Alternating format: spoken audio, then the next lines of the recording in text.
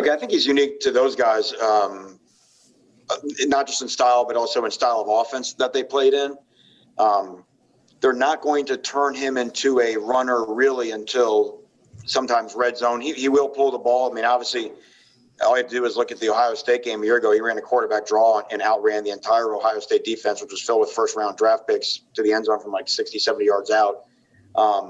So he can roll. I think the really aggravating part is just when you are doing a good job in pass coverage, and he's got the ability to break away from a pass rush and either scramble to throw. He's really, really good throwing on the run, or just, tuck it and get a first down. He's one of those guys that it just seems like he eats up your angle because, he gets to the sideline. The defender can never really even get a hit on him because he just got these long strides and finds a way to get out of bounds for a first down. So it puts a lot of stress on your defense, and that's why he is the player he is.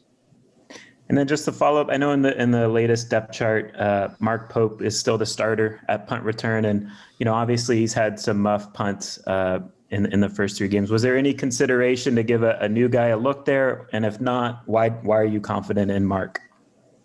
Well, yeah, we are still working on that this week in practice in terms of who will be our first punt returner. We've got different guys. Still confident in Mark. There's a reason why we still put him out there after he muffed the one in the Florida State game, and he handled all the ones after that very well. So, but our Monday depth chart, is not our Saturday depth chart. Wondering about your recruitment on campus when De'Eric down there, how you guys meshed and how you've seen him kind of bond with the teammates. And then secondarily, also why you thought Rhett Lashley was the guy to hire for your coordinator position. De'Eric, we were able to get him on our campus for an official visit. I thought what was important for De'Eric is I really wanted to see who we were in person. And what I mean by that is I wanted to watch our players go through a workout and see that we were serious about winning down here, that we did have a culture that was intact, that really just needed a leader at the quarterback position to make it, sort of shine and come out. And just get a chance to watch our kids. I mean, I think there's always a perception of who Miami is on the outside and who Miami actually is on the inside. And I wanted to have him and get a chance to see who we were really as people, and that we were serious about winning here and about the right things. And ultimately that, and I think the understanding of what Miami historically has looked like when they've gotten high-level play from the quarterback position, and then the relationship with Rhett Lashley, and seeing what Rhett Lashley did in a year with a grad transfer quarterback in Shane Buechele, who didn't even get to SMU until June. I think all those things factored in. And then in terms of Rhett Lashley, the two of us had kind of crossed paths, known of each other for a long time. We had gone up against each other, when he was at Auburn in a couple of different ways. But when I started to talk to some people around the country, on more than one occasion, I had some very bright offense people that say, you need to check out what Rhett's doing at SMU now, because the ability to take a little bit of what he learned, through Gus Malzahn and all the success they've had at Auburn through the years. So again, just talking to people and the ability to sort of combine what they had started in Auburn and add some pass concepts from the air raid, I thought that was really unique. And then when I had a chance to speak to him one-on-one and just get a feel for the vision of the program, who he was, his family, those type of things, it just felt like a really good fit. Hey, Manny, I'm curious what your thoughts on the sort of scope of this game is. You obviously are a guy who knows Miami well, the history well, and you've been around for some signature moments over the last few years. Do you kind of embrace the fact that this is potentially a statement signature type of game for your program, or do you try to avoid making one game any more than any other game? I think forget about even following Miami, as you all know, anyone who follows college football, statement games are always statement games until there's another statement game, because that goalpost of whatever statement you're trying to make always moves regardless. So what we're trying to do is we're trying to get ourselves in a position where playing these games is not extraordinary for Miami anymore.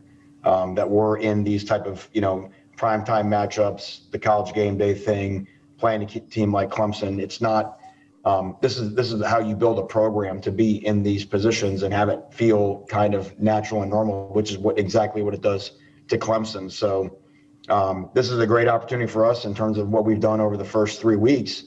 to go test ourselves against a team who is very comfortable in these settings but had to earn the right to be there. They weren't always this way. That was kind of a thing for them early on. And someone told Clemson that there was a statement game and they had to sort of move through these same guideposts and to get to where they are at today. Good afternoon, Coach. Going into a big game on the road, even without the crowds we typically would have for a game like this, how much do you think it helps your chances to have an older, experienced quarterback who has already seen a lot? Oh, it's so valuable. And a guy who's been in some big stadiums and played against some big opposition. And then I think if you just know De'Eric, just his temperament, he's got a cool, calm demeanor about him, a quiet confidence about him that I think gives everybody on our football team confidence that every week we've got a chance to win if we protect him and do our job around him well. So, and not just De'Eric, I mean, just all around, I think we have a much more mature team than we had a year ago. Our leadership is better on both sides of the ball than it was a year ago. Hey, Manny, to kind of follow up on David's question a minute ago, how are you approaching this week? I mean, this is the biggest game you've ever coached in as a head coach. I know, but it's just so funny. Like, it doesn't really change the job, right? There's still a football game you have to win on Saturday, and to do that, you have to do the things that it takes to win a football game. You know, we've got to win the battle of turnovers. We've got to win the battle of explosive plays. And I think third down and red zone are going to be crucial in this game. If you look at what Clemson did on third and long offensively against Virginia, and then when they get down in the red zone, they just score touchdowns.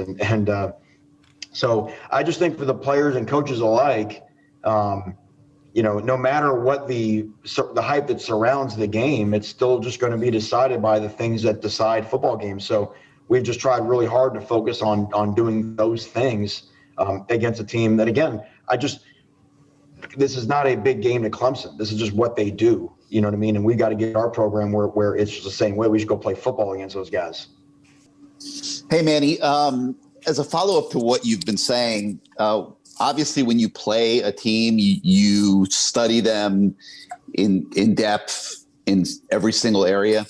What are you seeing that allows Clemson to be Clemson, 9 straight seasons of 10 or more wins? And now having gone through this process in 2017 and now here in 2020, how much better equipped do you feel today than maybe you were in 2017 when you played them? I guess I'll start with the first part of your question. What you see is a culture now that's used to winning, where the leadership of the team has been able to pass it down through generations, that when freshmen come, hey, this is the way we do things here. You see the stability that they've had on their staff, which is immeasurable.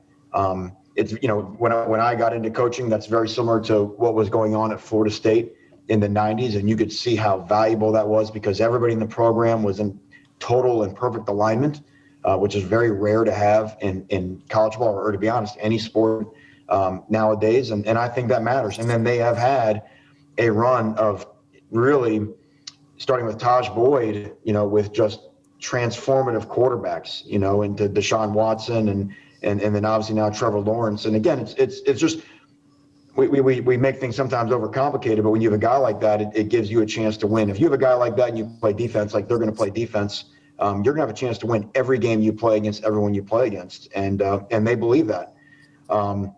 In terms of the game in 17, as opposed to now, obviously that situation ate us up a little bit.